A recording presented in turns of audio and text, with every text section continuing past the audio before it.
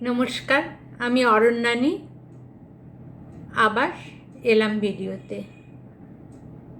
একটা অনুষ্ঠান থেকে এইমাত্র এলাম, একটু ক্লান্ত আছি।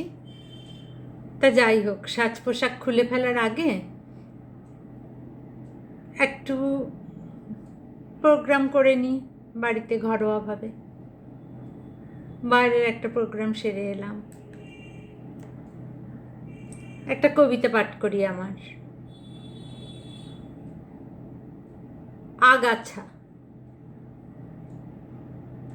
তোমার বাড়ির সাজানো বাগানের এক কোণে আমি বেড়ে উঠেছি তোমাদের সকলের অজান্তে।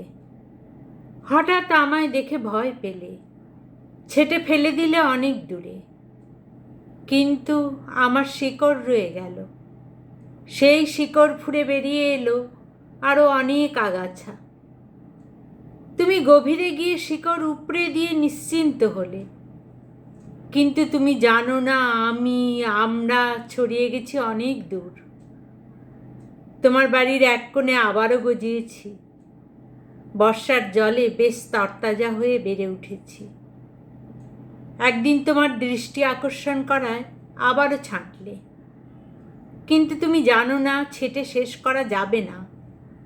আমাদের শেকড় ছড়িয়ে গেছে তোমাদের গোটা বাড়ির চারপাশে। তুমি ভয় পাচ্ছ, তুমি সন্দেহ করছো, তুমি নিজের অস্তিত্ব নিয়ে শঙ্কিত বোধ করছো। তুমি ভুলে যাচ্ছ তুমি আমি সকলেই প্রকৃতির দান। অস্তিত্ব রক্ষায় তোমার অসহায়তা চোখে পড়ছে। তুমি যেমন আছো তেমনই থাকো, আমাদেরও থাকতে দাও। আমরাও তোমার মতোই অধিকার নিয়ে এসেছি, আমাদের তোমরা অস্বীকার করবে কিভাবে?